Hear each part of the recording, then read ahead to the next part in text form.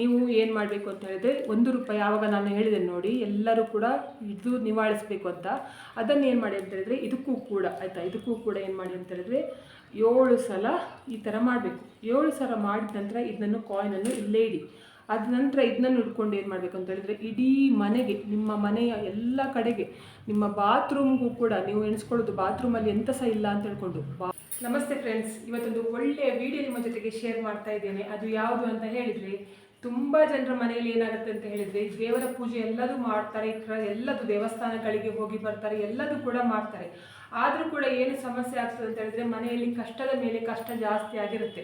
ನಮ್ಮ ಮನಸ್ಸಲ್ಲಿ ಬರುತ್ತೆ ಏನಂತ ಹೇಳಿದರೆ, ಒಳ್ಳೆಯದನ್ನು ಮಾಡುವವರಿಗೆ ದೇವರು ಪರೀಕ್ಷೆ ಮಾಡ್ತಾರೆ, ಕಷ್ಟದ ಮೇಲೆ ಕಷ್ಟ ಕೊಡ್ತಾರೆ. ತಪ್ಪು ಕೆಲಸ ಮಾಡುವವರು ನೋಡಿ ಆರಾಮಾಗಿದ್ದಾರೆ, ಅವರ ಹತ್ರ ಹಣ ಉಂಟು, ಎಲ್ಲದೂ ಕೂಡ ಉಂಟು, ಏನು ಕೂಡ ತೊಂದರೆ ಇಲ್ಲ. ನಾವು ದೇವರು ಅಂತ ಹೇಳ್ತೇವೆ, ಆದರೆ ನಮಗೆ ಕಷ್ಟದ ಮೇಲೆ ಕಷ್ಟ ಜಾಸ್ತಿ ಆಗ್ತಾ ಉಂಟು. ಮಕ್ಕಳು ಕೂಡ ವಿದ್ಯೆಯಲ್ಲಿ ಹಿಂದೆ ಬೀಳ್ತಾ ಇದ್ದಾರೆ, ಸಾಲದ ಸಮಸ್ಯೆ ಕೂಡ ಜಾಸ್ತಿ ಆಗ್ತಾ ಉಂಟು.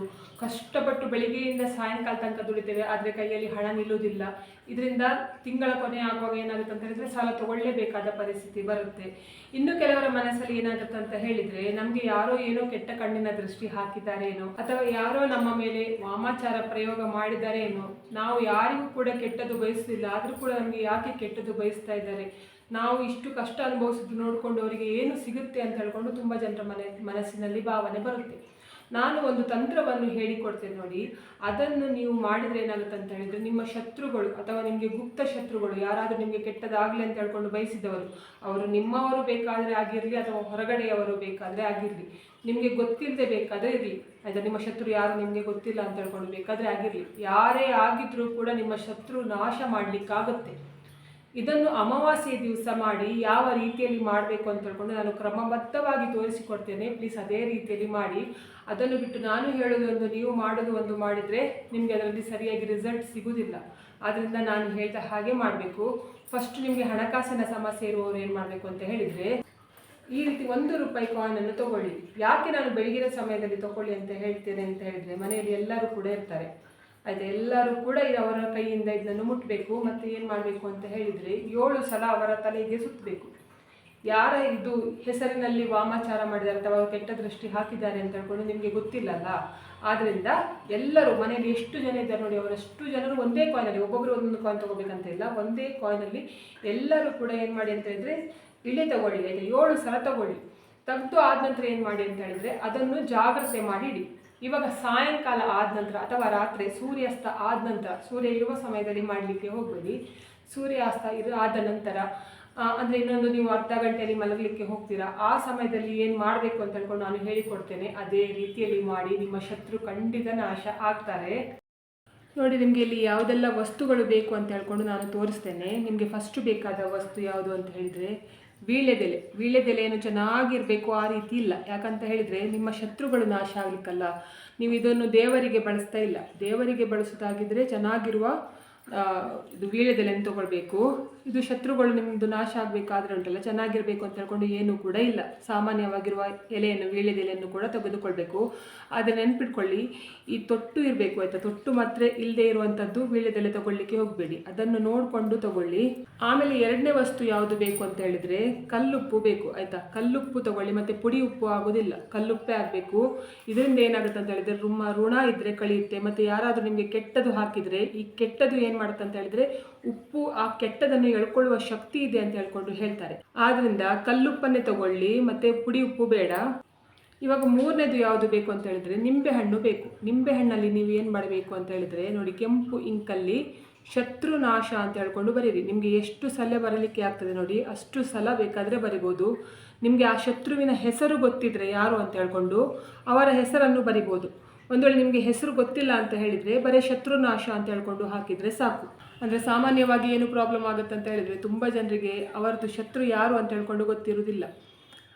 ಅಂಥವ್ರು ಏನು ಮಾಡಬೇಕು ಅಂತ ಹೇಳಿದರೆ ಹೆಸರು ಬರಲಿಕ್ಕೆ ಹೋಗೋದು ಬೇಡ. ಸುಮ್ಮನೆ ಯಾರ್ದೋ ಸುಳ್ಳು ಹೆಸರು ಬರೆದ್ರೆ ಏನಾಗುತ್ತೆ ಅಂತ ಹೇಳಿದರೆ ತೊಂದರೆ ಆಗುವ ಚಾನ್ಸಸ್ ಇದೆ. ಆದ್ದರಿಂದ ನೀವು ಉಂಟಲ್ಲ ಇದೇ ರೀತಿ ಶತ್ರುನಾಶ ಅಂತ ಹೇಳ್ಕೊಂಡು ಬರೀರಿ, ಬೇರೆ ಏನು ಬರೆಯೋದು ಬೇಡ, ಕೆಂಪಿಂಕಲ್ಲಿ ಬರಿಬೇಕು. ಆಮೇಲೆ ಏನು ತಗೊಳ್ಬೇಕು ಅಂತ ಹೇಳಿದರೆ ಕರ್ಪೂರ ತಗೋಬೇಕು ಆಯಿತಾ. ಯಾವುದೇ ಬೇಕಾದರೆ ದೇವರಿಗೆ ಉಪಯೋಗಿಸುವ ಕರ್ಪೂರ ಬೇಕಾದರೆ ತಗೋಬೋದು. ಅಂದರೆ ನಾವು ದೇವರಿಗೋಸ್ಕರನೇ ಬೇರೆ ಇಟ್ಟಿದ್ದೇವೆ ಅಂತ ಹೇಳ್ಕೊಂಡು ಹೇಳುವವರು ಏನಾಗೋದಿಲ್ಲ ದೇವರದ್ದು ಕರ್ಪೂರ ತಗೊಂಡ್ರೆ.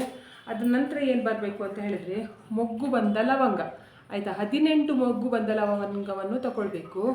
ಆಮೇಲೆ ನಾನು ಆವಾಗ ಹೇಳಿದೆ ನೋಡಿ, 1 ರೂಪಾಯಿ. ಎಲ್ಲರೂ ಕೂಡ ಮನೆಯಲ್ಲಿ ಎಷ್ಟು ಜನ ಇದ್ದಾರೆ ನೋಡಿ, ಅಷ್ಟು ಜನ ಕೂಡ ಇದರಿಂದ ಎಳೆ ತೆಗಿಬೇಕು ಅಂತ ಹೇಳ್ಕೊಂಡು ಹೇಳಿದೆ ನೋಡಿ, ಆ 1 ರೂಪಾಯಿ ಕಾಯಿನ್. ಇವಾಗ ಏನು ಮಾಡಬೇಕು ಅಂತ ಹೇಳ್ಕೊಂಡು ನಾನು ಹೇಳಿಕೊಡ್ತೇನೆ, ಅದೇ ರೀತಿಯಲ್ಲಿ ಮಾಡಿ ನೋಡಿ. ಈ ರೀತಿಯ ಬಟ್ಟಲನ್ನು ತಗೊಳ್ಳಿ, ಯಾವುದಾದ್ರೂ ಬಟ್ಟಲಾದರೂ ಕೂಡ ಪರವಾಗಿಲ್ಲ. ಆ ಬಟ್ಟಲಲ್ಲಿ ಏನು ಮಾಡಬೇಕು ಅಂತ ಹೇಳಿದ್ರೆ, ವೀಳ್ಯದೆಲೆಯನ್ನು ಈ ರೀತಿಯಲ್ಲಿ ಇಡಬೇಕು, ಆಯಿತಾ. ಅಂದರೆ ನಿಮ್ಮ ಭಾಗಕ್ಕೆ ಬರುವ ರೀತಿಯಲ್ಲಿ, ತೊಟ್ಟು ನಿಮ್ಮ ಭಾಗಕ್ಕೆ ಬರುವ ರೀತಿಯಲ್ಲಿ ವೀಳ್ಯದೆಲೆಯನ್ನು ಇಡಬೇಕು. ವೀಳ್ಯದೆಲೆಯನ್ನು ಇಟ್ಟು ಏನು ಮಾಡಬೇಕು ಅಂತ ಹೇಳಿದರೆ, ಉಪ್ಪನ್ನು ವೀಳ್ಯದೆಲೆಯ ಮೇಲೆ ಹಾಕಬೇಕಾದ್ರೆ ನೀವು ಏನು ಹೇಳಬೇಕು ಅಂತ ಹೇಳಿದರೆ, ನಿಮ್ಮ ಶತ್ರು ನಾಶ ಆಗಬೇಕು ಅಂತ ಹೇಳ್ಕೊಂಡು ಹೇಳಬೇಕು. ಯಾರೇ ಶತ್ರು ಆಗಲಿ, ಗುಪ್ತ ಶತ್ರು ಆಗಲಿ ಅಥವಾ ನಿಮಗೆ ಗೊತ್ತಿರುವ ಶತ್ರು ಆಗಲಿ, ಯಾರೇ ಶತ್ರು ಆಗಲಿ, ಅವರು ನಾಶ ಆಗಬೇಕು. ಅವರು ನಮಗೆ ತೊಂದರೆ ಕೊಡ್ತಾ ಇದ್ದಾರೆ, ನಮಗೆ ಏಳಿಗೆ ಆಗದಿದ್ದ ಹಾಗೆ ಮಾಡ್ತಾ ಇದ್ದಾರೆ, ನಮಗೆ ಅವರು ಯಾವ ರೀತಿಯಲ್ಲಿ ತೊಂದರೆ ಕೊಡ್ತಿದ್ದಾರೆ ನೋಡಿ, ಅದೇ ರೀತಿ ತೊಂದರೆ ಅವರು ಕೂಡ ಅನುಭವಿಸ್ಬೇಕು ಅಂತ ಹೇಳ್ಕೊಂಡು ಎಣಿಸ್ಕೊಂಡು ಉಪ್ಪನ್ನು ಹಾಕಿ. ಅದರ ನಂತರ ಏನು ಮಾಡಬೇಕು ಅಂತ ಹೇಳಿದರೆ, ನಾನು ಆವಾಗನೇ ಹೇಳಿದ ಹಾಗೆ ನಿಂಬೆಹಣ್ಣಿನಲ್ಲಿ ಬರೆದು ಇಟ್ಕೊಂಡಿದ್ದಾರೆ ನೋಡಿ, ಅಂದರೆ ಶತ್ರುನಾಶ ಅಂತ ಹೇಳ್ಕೊಂಡು ಈ ರೀತಿಯಲ್ಲಿ ಬರೆದಿದ್ದೀರಿ ನೋಡಿ.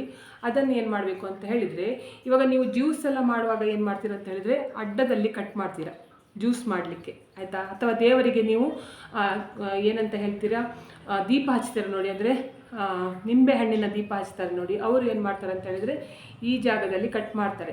ಆದರೆ ನಮಗೆ ಇದು ಶತ್ರು ನಾಶ ಆಗಬೇಕಲ್ಲ, ಆದ್ದರಿಂದ ನಾವು ಅದರದ್ದು ತಲೆ ಹೊಡಿಬೇಕು, ಆಯಿತಾ. ತಲೆ ಹೊಡಿಬೇಕು ಅಂತ ಹೇಳ್ಕೊಂಡು ಎಣಿಸ್ಕೊಂಡು ಆಮೇಲೆ ತಪ್ಪು ಎಣಿಸ್ಕೊಳ್ಳಿಕ್ಕೆ ಹೋಗಬೇಡಿ. ನಿಮಗೆ ಎಷ್ಟು ತೊಂದರೆ ಕೊಟ್ಟಿದ್ದಾರೆ, ಎಷ್ಟು ಹಿಂಸೆ ಕೊಟ್ಟಿದ್ದಾರಲ್ವಾ, ಅವರು ಕೂಡ ಅದೇ ರೀತಿ ಹಿಂಸೆ ಅನುಭವಿಸ್ಬೇಕಲ್ಲ. ನಿಮಗೆ ಕಣ್ಣಿಗೆ ಗೊತ್ತಿಲ್ಲ ಯಾರು ಅಂತ ಹೇಳ್ಕೊಂಡೆ ಅವರು ಶತ್ರು ಯಾರು ಅಂತ ನಿಮಗೆ ಗೊತ್ತಿಲ್ಲ, ತುಂಬ ಕಷ್ಟ ಅನುಭವಿಸ್ತಿದ್ದೀರಲ್ಲ.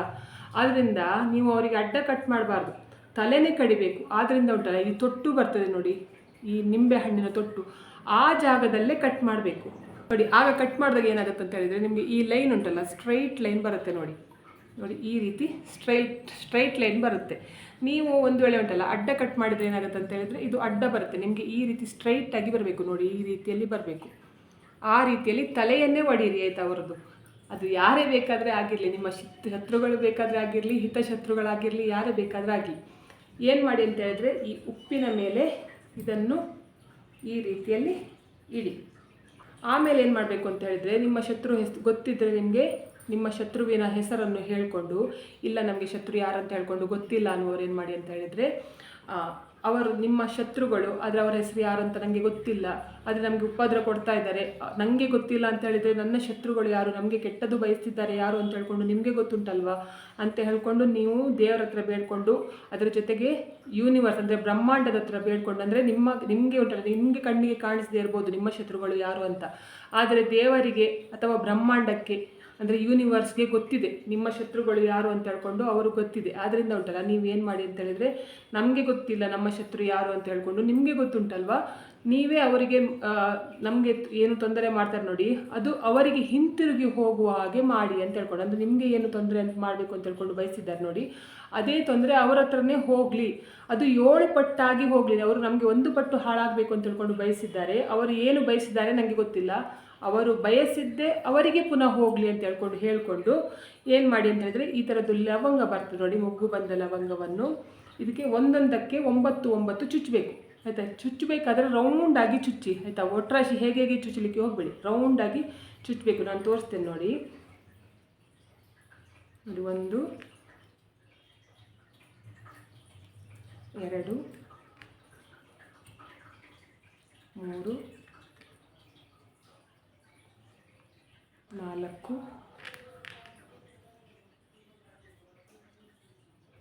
5 6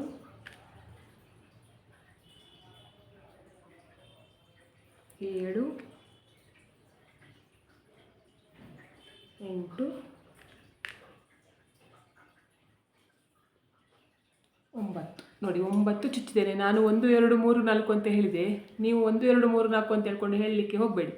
ನೀವು ಮೊದಲೇ ರೆಡಿ ಮಾಡಿಟ್ಕೊಳ್ಳಿ, 9 9 ಒಟ್ಟು 18. ನೀವು ಚುಚ್ಚಬೇಕಾದ್ರೆ ಏನು ಹೇಳಬೇಕು ಅಂತ ಹೇಳಿದರೆ, ನಮ್ಮ ಶತ್ರು ನಾಶ ಆಗಲಿ, ನಮಗೆ ಅವರು ಏನು ಬಯಸಿದ್ದಾರೆ ನೋಡಿ, ಅದು ಅವರಿಗೆ ರಿಟರ್ನ್ ಹೋಗಲಿ ಅಂತ ಹೇಳ್ಕೊಂಡು ಎಣಿಸ್ಕೊಳ್ಳಿ. ನಿಮಗೆ ಶತ್ರುವಿನ ಹೆಸರು ಗೊತ್ತಿದ್ದರೆ ಅವರ ಹೆಸರನ್ನು ಹೇಳ್ಬೋದು, ನಿಮಗೆ ಕರೆಕ್ಟಾಗಿ ಗೊತ್ತಿದ್ದರೆ ಮಾತ್ರ ಹೇಳಿ, ಆಮೇಲೆ ಗೊತ್ತಿಲ್ಲದೆ ಸುಮ್ಮನೆ ಮಾಡಲಿಕ್ಕೆ ಹೋಗಬೇಡಿ. ಆ ರೀತಿಯಲ್ಲಿ ಮಾಡಿ ಒಂದು ಉಪ್ಪಿನ ಮೇಲೆ ಇಡಿ. ಇನ್ನೊಂದು ನಿಂಬೆಹಣ್ಣಿನ ಮೇಲೆ ಕೂಡ ಅದೇ ರೀತಿಯಲ್ಲಿ 9 ಚುಚ್ಚಬೇಕು ನೋಡಿ. ಈ ರೀತಿಯಲ್ಲಿ ಚುಚ್ಚಿ ಇವಾಗ ಕೂಡ ಹಾಕುವಾಗ ಅದೇ ರೀತಿ ಹೇಳಬೇಕು. ನಿಮಗೆ ಯಾರು ಶತ್ರುಗಳಿದ್ದಾರೆ ನೋಡಿ, ಗುಪ್ತ ಶತ್ರು ಹಿತಶತ್ರು ಯಾರೇ ಆಗಿರಲಿ ಅವರದು ನಾಶ ಆಗಲಿ ಅಂತ ಹೇಳ್ಕೊಂಡು ಎಣಿಸ್ಕೊಂಡು ಅದರ ನಂತರ ಕರ್ಪೂರವನ್ನು ತಗೊಳ್ಳಿ. ಆಯಿತಾ? ಕರ್ಪೂರವನ್ನು ತಗೊಂಡು ಏನು ಮಾಡಬೇಕು ಅಂತ ಹೇಳಿದ್ರೆ ಈ ಮಧ್ಯದ ಜಾಗದಲ್ಲಿ ಕರ್ಪೂರವನ್ನು ಇಡಬೇಕು. ಇದರ ಮಧ್ಯದಲ್ಲಿ ನೋಡಿ, ಈ ರೀತಿ ಮಧ್ಯದಲ್ಲಿ ಇಟ್ಟು ಆಮೇಲೆ ಏನು ಮಾಡಿ ಅಂತ ಹೇಳಿದ್ರೆ ಇನ್ನೊಂದು ಕರ್ಪೂರದಿಂದ ನೀವು ಡೈರೆಕ್ಟಾಗಿ ಬೆಂಕಿ ಕಡ್ಡಿಯಿಂದ ನೀವು ಇದು ಕರ್ಪೂರವನ್ನು ಹಚ್ಚೋದು ಬೇಡ. ನಾನು ನೋಡಿ ಇಲ್ಲಿ ಒಂದು ದೀಪವನ್ನು ಹಚ್ಚಿ ಇಟ್ಕೊಂಡಿದೆ ನೋಡಿ, ಅದೇ ರೀತಿಯಲ್ಲಿ ಏನು ಮಾಡಿ ಅಂತ ಹೇಳಿದ್ರೆ ಒಂದು ದೀಪವನ್ನು ಹಚ್ಚಿ ಇಟ್ಕೊಳ್ಳಿ ನಿಮ್ಮ ಜೊತೆಗೇನೆ. ಅಂದರೆ ನಾನು ಹೇಳಿದ್ದು ರಾತ್ರಿ ಮಾಡಲಿಕ್ಕಲ್ವಾ, ಕತ್ತಲಾಗಿರುವಾಗ ಮಾಡೋದು ಒಳ್ಳೆಯದು. ನಾನು ಕತ್ತಲೆಯಲ್ಲಿ ಮಾಡಿದ್ದು ನಿಮಗೆ ಎಂಥ ಸಹ ವೀಡಿಯೋದಲ್ಲಿ ಕಾಣಿಸೋದಿಲ್ಲ, ಆದ್ದರಿಂದ ನಾನು ಬೆಳಕನ್ನು ಹಾಕ್ಕೊಂಡೇ ಮಾಡ್ತಿದ್ದೇನೆ. ನೀವು ಮಾಡುವಾಗ ದೀಪ ಇಟ್ಕೊಂಡು ಆಯಿತಾ, ಈ ರೀತಿ ದೀಪದ ಬೆಳಕಲ್ಲಿ ಈ ಕೆಲಸವನ್ನು ಮಾಡಿ. ಮತ್ತು ಯಾರು ಕೂಡ ಚಿಕ್ಕ ಮಕ್ಕಳನ್ನೆಲ್ಲ ಇಲ್ಲೆಲ್ಲ ಇಟ್ಕೊಳ್ಳಿಕ್ಕೆ ಹೋಗಬೇಡಿ, ನೀವು ಮಾತ್ರ ಮಾಡಿದರೆ ಸಾಕಾಗುತ್ತೆ. ನೀವು ಬೇಕಾದರೆ ನಿಮ್ಮ ಬೆಡ್ರೂಮಲ್ಲಿ ಬೇಕಾದರೆ ಮಾಡ್ಕೋಬೋದು, ಅಥವಾ ಲಿವಿಂಗ್ ರೂಮಲ್ಲಿ ಬೇಕಾದರೆ ಮಾಡ್ಬೋದು, ಎಲ್ಲಿ ಬೇಕಾದರೆ ಮಾಡ್ಬೋದು ನೀವು. ಆಯಿತಾ? ನಿಮಗೆ ಎಲ್ಲಿ ಆಗ್ತದೆ ಅಲ್ಲಿ. ಮತ್ತು ಮಕ್ಕಳನ್ನೆಲ್ಲ ಹೊರಗೆ ಓಡಿಸ್ಲಿಕ್ಕೆ ಹೋಗಬೇಡಿ. ಆಯಿತಾ? ಮಕ್ಕಳಿಗೆ ಉಂಟಲ್ಲ ಸ್ವಲ್ಪ ಹೊತ್ತು ಹೇಳಿ, ಒಂದು 5 ನಿಮಿಷ ಸ್ವಲ್ಪ ಕೂತ್ಕೊಳ್ಳಿ ಸೈಲೆಂಟಾಗಿ, ನಾನು ಮಾಡುವ ಜಾಗದಲ್ಲೆಲ್ಲ ಬಂದು ಕೂತ್ಕೊಳ್ಬೇಡಿ, ಉಪದ್ರ ಕೊಡಬೇಡಿ ಅಂತ ಹೇಳ್ಕೊಂಡು ಹೇಳಿ. ಆಗ ಮಕ್ಕಳು ಕೇಳ್ತಾರೆ. ಮತ್ತು ಹೊಡಿಲಿಕ್ಕೆ ಬೆಳಿಲಿಕ್ಕೆಲ್ಲ ಮಾಡಲಿಕ್ಕೆ ಹೋಗಬೇಡಿ. ಇದನ್ನು ಮಾಡಿ ಏನು ಮಾಡಬೇಕು ಅಂತ ಹೇಳಿದರೆ ಈ ಕರ್ಪೂರ, ಇನ್ನೊಂದು ಕರ್ಪೂರದಿಂದ ಈ ಕರ್ಪೂರವನ್ನು ಹೀಗೆ ಹಚ್ಚಿ ಇದಕ್ಕೆ ನೋಡಿ, ಇದಕ್ಕೆ ಮತ್ತೆ ನೋಡಿ ಎರಡನ್ನು ಕೂಡ ಹಾಕಬೇಕು. ಆಯಿತಾ? ಎರಡನ್ನು ಕೂಡ ಹಾಕಿ ಏನು ಮಾಡಬೇಕು ಅಂತ ಹೇಳಿದ್ರೆ ನೀವು ಏನು ಮಾಡಬೇಕು ಅಂತ ಹೇಳಿದ್ರೆ ₹1 ಆವಾಗ ನಾನು ಹೇಳಿದ್ದೇನೆ ನೋಡಿ, ಎಲ್ಲರೂ ಕೂಡ ಇದು ನಿವಾಳಿಸಬೇಕು ಅಂತ. ಅದನ್ನು ಏನು ಮಾಡಿ ಅಂತ ಹೇಳಿದ್ರೆ ಇದಕ್ಕೂ ಕೂಡ ಆಯಿತಾ, ಇದಕ್ಕೂ ಕೂಡ ಏನು ಮಾಡಿ ಅಂತ ಹೇಳಿದ್ರೆ 7 ಸಲ ಈ ಥರ ಮಾಡಬೇಕು. 7 ಸಲ ಮಾಡಿದ ನಂತರ ಇದನ್ನು ಕಾಯಿನನ್ನು ಇಲ್ಲೇ ಇಡಿ. ಅದ ನಂತರ ಇದನ್ನು ಹಿಡ್ಕೊಂಡು ಏನು ಮಾಡಬೇಕು ಅಂತ ಹೇಳಿದ್ರೆ ಇಡೀ ಮನೆಗೆ, ನಿಮ್ಮ ಮನೆಯ ಎಲ್ಲ ಕಡೆಗೆ, ನಿಮ್ಮ ಬಾತ್ರೂಮ್ಗೂ ಕೂಡ ನೀವು ಎಣಿಸ್ಕೊಳ್ಳೋದು ಬಾತ್ರೂಮಲ್ಲಿ ಎಂಥ ಸಹ ಇಲ್ಲ ಅಂತ ಹೇಳ್ಕೊಂಡು, ಬಾತ್ರೂಮಲ್ಲೂ ಕೂಡ ಕೆಟ್ಟ ಎನರ್ಜಿಗಳಿರುತ್ತೆ. ಆಯಿತಾ? ನಿಮಗೆ ಕೆಟ್ಟದಾಗಲಿಕ್ಕೆ ಫಸ್ಟು ಆಯಿತಾ, ನಿಮಗೆ ಅದು ಅಡುಗೆ ಕೂತ್ಕೊಳ್ಳುವ ಜಾಗವೇ ನಿಮ್ಮ ಮನೆಯ ಬಾತ್ರೂಮ್.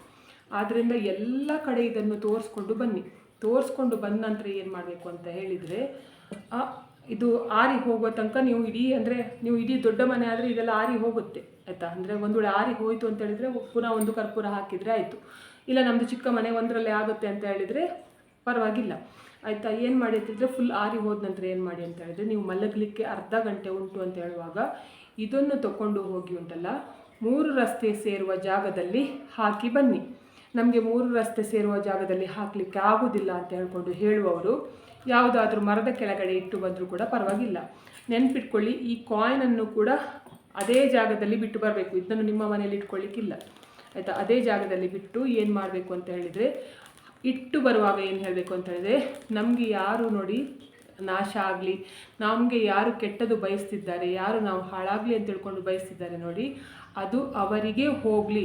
ನಮಗೆ ಅವರು ಏನು ಎಣಿಸಿದ್ದಾರೆ ಅದು ಅವರಿಗೆ ಹೋಗಲಿ 7 ಪಟ್ಟಿನಷ್ಟು ಅಂತ ಹೇಳ್ಕೊಂಡು ಅಲ್ಲಿ ಇಟ್ಟು 3 ರಸ್ತೆ ಸೇರುವ ಜಾಗದಲ್ಲಿ ಅಥವಾ ಯಾವುದಾದ್ರೂ ಮರದ ಕೆಳಗಡೆ ಇಟ್ಟು ನೀವೇನು ಮಾಡಿ ತಿರುಗಬಾರ್ದು. ಆಯಿತಾ? ತಿರುಗಿ ನೋಡಬಾರ್ದು, ಸೀದಾ ಮನೆಗೆ ಬಂದು ಕೈಕಾಲು ಮುಖ ತೊಳ್ಕೊಂಡು ಮನೆ ಒಳಗಡೆ ಬನ್ನಿ.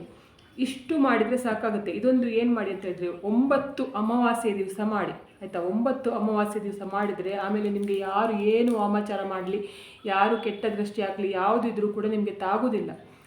ನೋಡಿ, ಮುಳ್ಳನ್ನು ಮುಳ್ಳಿಂದನೇ ತೆಗಿಬೇಕು ಅಂತ ಹೇಳ್ಕೊಂಡು ಹೇಳ್ತಾರೆ. ಆಯಿತಾ? ನಾವು ಉಂಟಲ್ಲ ಅವರು ಮಾಡಿದ ಕರ್ಮ ಅವರೇ ತಿಂತಾರೆ ಅಂತ ಹೇಳ್ಕೊಂಡು ನಾವು ಕರ್ಮಕ್ಕೆ ಬಿಟ್ಟರೆ ಅದು ಕರ್ಮ ಅನುಭವಿಸ್ಲಿಕ್ಕೆ ಉಂಟಲ್ಲ 2 ವರ್ಷ 3 ವರ್ಷ ಅಥವಾ 10 ವರ್ಷ 15 ವರ್ಷ ಎಷ್ಟು ವರ್ಷ ಆಗ್ತದೆ ನಮಗೆ ಗೊತ್ತಿಲ್ಲ. ಆಯಿತಾ? ಅಷ್ಟೊತ್ತಿಗೆ ನಾವು ಇರ್ತೇವಾ ಇಲ್ವಾ ನಮಗೂ ಗೊತ್ತಿಲ್ಲ. ಆಯಿತಾ? ಆದ್ದರಿಂದ ನಾನು ಹೇಳೋದು ಮುಳ್ಳನ್ನು ಮುಳ್ಳೆಂದೇ ತೆಗಿಬೇಕು. ಅವರು ನಮಗೆ ಕೆಟ್ಟದ್ದು ಬಯಸಿದ್ದಾರಲ್ವಾ, ನಾವು ಅವರಿಗೆ ಕೆಟ್ಟದ್ದು ಬಯಸೋದು ಬೇಡ. ಅವರು ನಮಗೆ ಎಂತ ಬಯಸಿದ್ದಾರೆ ನೋಡಿ ಅದು ಅವರಿಗೆ ತಾಗಲಿ ಅಂತ ಹೇಳ್ಕೊಂಡು ಹೇಳಿದರೆ ಆಯಿತು. ಆಯಿತಾ? ಇದರಿಂದ ನಮಗೆ ಎಂಥ ಸಹ ತೊಂದರೆ ಆಗೋದಿಲ್ಲ. ನೋಡಿ, ಇವಾಗ ನಿಮ್ಮ ತಲೆಯಲ್ಲಿ ಬರ್ಬೋದು ಏನಂತ ಹೇಳಿದ್ರೆ ಪ್ಲೇಟನ್ನು ಕೂಡ ಬಿಸಾಕಿ ಬರಬೇಕಾ ಅಲ್ಲಿ ಅಂತ ಹೇಳ್ಕೊಂಡು. ಪ್ಲೇಟಲ್ಲೆಲ್ಲ ತಗೊಂಡು ಬಿಸಾಕಬೇಕಂತ ಇಲ್ಲ. ನೀವು ಹಾಕುವಾಗ ಉಂಟಲ್ಲ ಇದೆಲ್ಲ ಉಂಟಲ್ಲ ಒಂದು ಕವರ್ಗೆ ಹಾಕಿ ತಗೊಂಡು ಹೋಗಿ ಬೇಕಾದರೆ ಬಿಸಾಕಿ, ಅಲ್ಲಿಗೆ ಹಾಕುವಾಗ ಮಾತ್ರ ಆ ಕವರನ್ನು ಕೆಳಗೆ ಮಾಡಿ, ಇಲ್ಲ ಉಲ್ಟಾ ಹಾಕಿ ಬಿಡಿ. ಅಂದರೆ ಏನಾಗುತ್ತೆ ಅಂತ ಹೇಳಿದರೆ ನೀವು ಕವರಲ್ಲೇ ಹಾಕಿ ಇಟ್ಟರೆ ಏನಾಗುತ್ತೆ ಅಂತ ಹೇಳಿದರೆ ನಿಮಗೆ ಪುನಃ ಗ್ರಹಚಾರ ಜಾಸ್ತಿ ಆಗುತ್ತೆ, ಅಥವಾ ನಿಮ್ಮ ಜೊತೆಗೆ ಗ್ರಹಚಾರ ಇರುತ್ತೆ, ಹೋಗುವುದಿಲ್ಲ. ನೀವು ಕವರಿಂದ ತೆಗೆದು ಹೊರಗಡೆ ಹಾಕಿದರೆ ಏನಾಗುತ್ತೆ ಅಂತ ಹೇಳಿದರೆ ಗಾಳಿಯಲ್ಲಿ ಸೇರಿಕೊಳ್ಳುತ್ತೆ. ಆಯಿತಾ? ನಿಮಗೆ ಯಾರೆಲ್ಲ ಕೆಟ್ಟದೆಲ್ಲ ಬಳಸಿದ್ದಾರೆ ಅಥವಾ ನಿಮ್ಮ ಮನೆಯಲ್ಲಿ ಏನು ಕೆಟ್ಟದಿದೆ ನೋಡಿ ಅದು ಉಪ್ಪಲ್ಲಿ ಇರ್ತದಲ್ವಾ, ಅದು ಮತ್ತು ಲವಂಗ ನಿಂಬೆ ಹಣ್ಣಿನಲ್ಲಿ ಇರ್ತದೆ, ಅದು ಗಾಳಿಯಲ್ಲಿ ಸೇರಿಕೊಂಡು ಏನಾಗುತ್ತೆ ಅಂತ ಹೇಳಿದರೆ ಹೋಗುತ್ತೆ. ಯಾರು ಅವರಿಗೆ ಕೆಟ್ಟದ್ದು ಬಯಸಿ ಮಾಡಿಸಿದ್ದಾರೆ ನೋಡಿ ಅವರನ್ನು ಹುಡುಕಿಕೊಂಡು ಆ ಗಾಳಿ ಹೋಗುತ್ತೆ ಅವರ ಮನೆಗೆ. ಅದು ನಿಮಗೆ ಗೊತ್ತಿಲ್ಲದೇ ಇರಬಹುದು ಯಾರು ಅಂತ ಹೇಳ್ಕೊಂಡು, ಆದರೆ ಅದಕ್ಕೆ ಗೊತ್ತಿರುತ್ತೆ, ಅವರನ್ನೇ ಹುಡ್ಕೊಂಡು ಹೋಗುತ್ತೆ. ಆದ್ದರಿಂದ ಆ ರೀತಿ ಕೆಲಸ ಮಾಡಿ ಕೈಕಾಲು ಮುಖ ತೊಳ್ಕೊಂಡು ಮನೆ ಒಳಗಡೆ ಬರೋದನ್ನು ಮರಿಬೇಡಿ.